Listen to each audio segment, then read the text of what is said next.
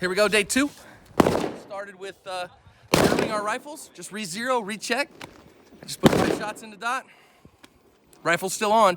So we're gonna have some fun today. We're gonna get to kind of recap what we did yesterday and then move forward into, I think, some movement, stuff like that. We're gonna have a good time and, you know, having a good time.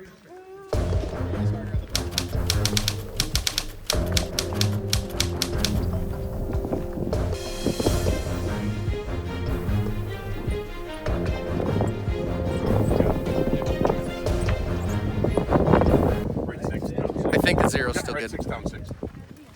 I think I'm all right. I think you should hold the gun tighter because those 2 that are out of the group are unacceptable. I mean, but if you want to strive to be like okay and marginal, you can strive to be okay and marginal. I'm sorry I suck, sir. Please forgive me. Never. So some people are, you know, changed their setup and their gear and all that stuff, so it's really changed their point aim, point impact, but same rifles, same stuff, everything's the same. Rifle's working great, optics working awesome.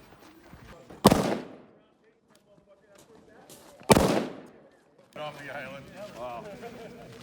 Awesome. You can walk home. Yeah. Stand by. And gun.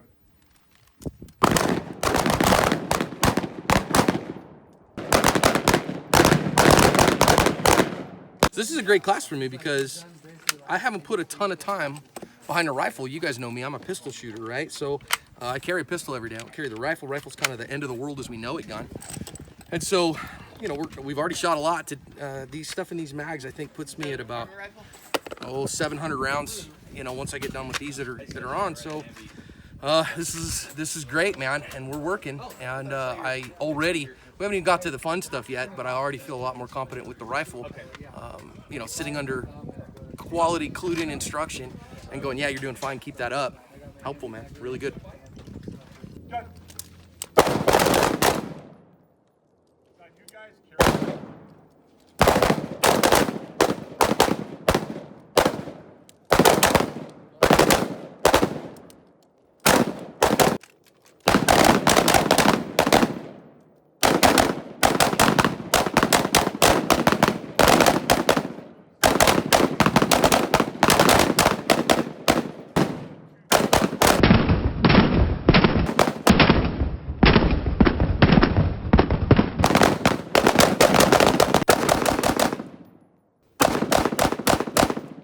One of the 2 of us is using sunblock. So shooting at cadence, man, I'm starting to see the wheels fall off a little bit. I got to keep my pace on my pace. Some of these guys have been shooting a lot. When I try to shoot at Steve's pace, I ain't got that. And so when I try that, then my groups go whoop all over the place. So that's a good lesson. Stay within you. You don't have to keep up with the instructor. He's the instructor for a reason, right? So keep up at the pace that you can. We're about to shoot a qual now. Center mass from any position. Shooters. Stand by.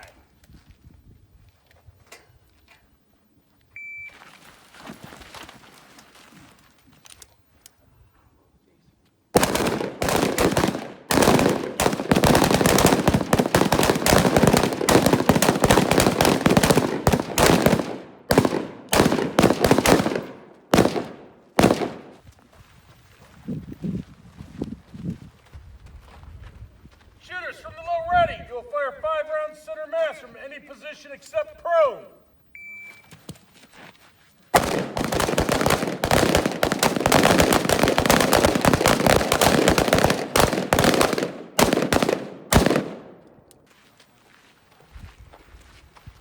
Not too terrible, but those aren't great. 11. These ones, I mean, they're close, right? But we're not throwing horseshoes. And we're not talking hand grenades. So this is a practice, and we'll see how I do this afternoon. That was good to get a feel for it. I got to take my time on those head boxes, man. That wasn't a dig at all.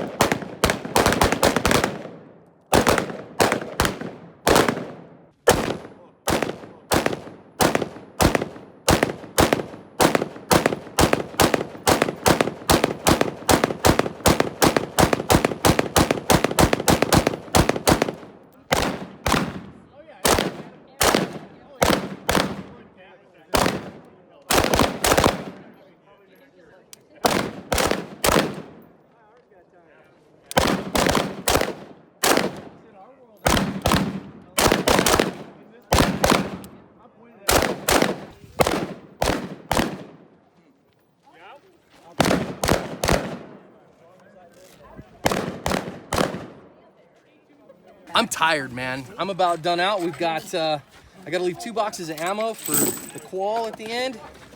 So, man, right now, I'm telling you, I told this to Steve a minute ago.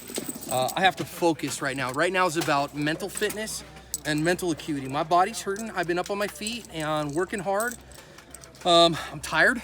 And so when I don't think, when I'm not really paying attention to my fundamentals, drive the rifle out, put it back in the pocket, get your sight picture, press the trigger when it's right, I'm missing shots.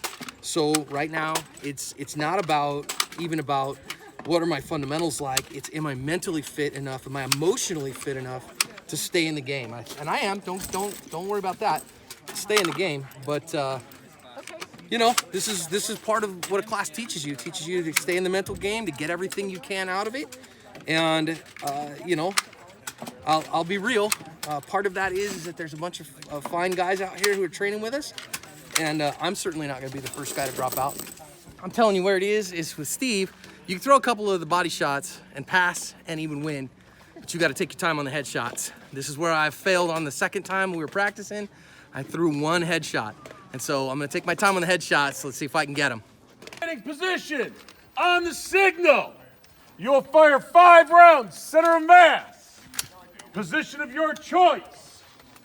Shooter number 2, are you ready? Ready. Stand by.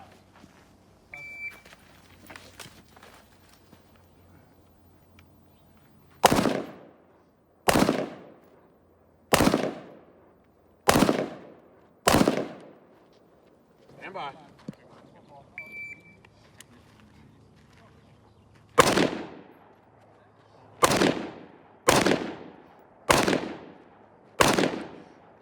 Listen up, guys, 25 yards.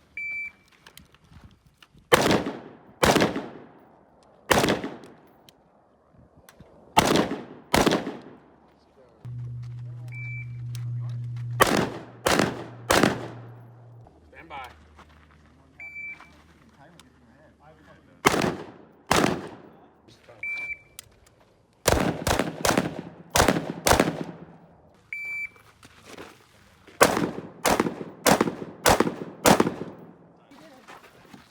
Count them up, guys. So here's the reality. That half an inch is fail. Now I did have one that I was over time, so those wouldn't count. Those were body shots. I missed 7 body shots total. So, you know, I'm over 80% on this, but I don't pass because of that failure. That's the way that Steve scores, and I totally respect that. I was also over time once, so that he calls that a complete disqualification. I'm not real good with the reloads. That's just the truth, and that definitely cost me. Anyone else want to know where they fucked Count up? them up, guys. Count them up. Steve, we had some good shooters on this. Yeah, this class was built as an essential carbine class, and what that basically entails is all the essential skills you need to start to perform with the gun, you know, exceed your expectations, build up to them, and then hopefully be able to progress on to what we would consider a more critical skill set level of classes where it's not really cool guy shit. You know, there really isn't any of that. But what we try to do is we try to drive home a lot more fundamentals and better rates, better paces, better speed. And that's what this class is. But this class had a lot of good shooters that we were able to get through a lot of the curriculum and really start diving into a little bit more of the tasks from the other courses. So I really appreciate that. The safety was phenomenal too. No Safety was issues at all. good. We didn't have any problems. Nobody's gun blew up. No, that was a We good didn't thing. have- No optics failed. No. We didn't. I mean, there was good guns on the line too. There Yeah, wasn't there was any a lot of quality guns. Walmart crap. No, there was a lot of good quality guns and optics and equipment here. And that was good. And literally nobody passed the quality end. Not one person. All 12 students. Everybody failed. I failed. I deked because I went over time because I was reloading out of my back pocket like a monkey doing a math problem. Yeah, it happens, you know. And the thing is this: while we had a couple guys that had to drop because of work issues that had to get out of here, the other 12 students came in.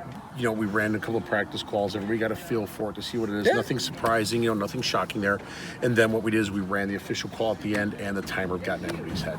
And that's where most guys will kill themselves on the call or fail it, is at that timer. The timer is usually what beats them because they start changing them. They do a mag change, or they don't mount the gun again correctly. They lose an index spot. They lose something in the consistency that they had before because of the timer. And all the timer does is tell time.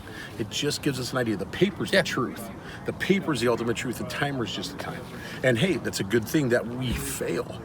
because then we know what we need to work Sure. on, and we know where we need to build up and make those times. Yeah, clearly I need to work on my reloads. There's no question there. I felt like my gear worked well, so that was good. But I am going to definitely change from the 1.5 mount to a 1.93. Yeah, the 193 mount will definitely help with the low powered variables. Absolutely. a Yeah. must. So, you know, I learned a bunch. Now, I heard you talk here in the end of the class that you're going to come back at some point and do the gauge. Next year, right after SHOT Show, make it part of the West Coast Road Tour. Come back, do a day of shotgun, practical shotgun class, and then probably 2 days of pistol, maybe 2 days of carbine added in there.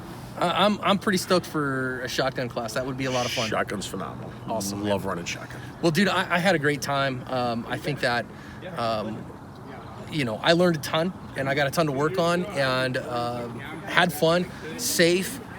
Moved at a, I mean, not a hugely fast. I didn't feel like I was rushed clip, but we moved on. We didn't spend a lot of time just repping the same thing over and over. It was always work. And they keep building. That's the thing. The reps have to keep building. Yeah. Well, and I love as an instructor, one of the things that you do that I first learned from Mike Seeklander there's not a whole lot of ups. It was, okay, so you're going to run through an entire mag at 1 round doing this, and then you're going to come back through at 2, then you're going to go do 3. Here's how this is going to go, and you're on your own, and then you just walk the line and help each shooter. And it's really kind of funny as a student, you know, when you go, okay, when you feel the Yeti coming up behind you, and you're like, well, I better not screw this one up. And then when you do, we screw it up. And then we screw it up. Yeah. You know, the problem has become for so long, too many guys just, they want to come in, they want to have students do X number of rounds, X relay, and then they move on to the next and becomes a puppy mill. I don't do that. I let the guys build on the repetitions from every previous drill. We keep adding that foundation, but it's like you have to let people figure it out. You can only give them so much information. Like I said in the class, if I don't know, you know, if you don't know, how should I? Right. And that's exactly it. And the students have to figure it out. I have to be able to give them the tweaks, give them the diagnostics, let them figure it out, and then let them figure it out for real on the range as they do it and they see it, because you've got to know what it is. You have to know what it looks like. Well, and even, you know, when you see somebody else do something or you hear it, then you're like, well, whatever. But to feel it, to actually do it, and then you believe it. Then you go, oh, that's what that looked like. Or, you know, that was one for me was driving the gun in a linear fashion, not swinging this way, but just driving the gun linearly and then doing what it needed to do. Straight line presentation, the easiest thing in the world. That's where we start to learn mechanics and shaving time.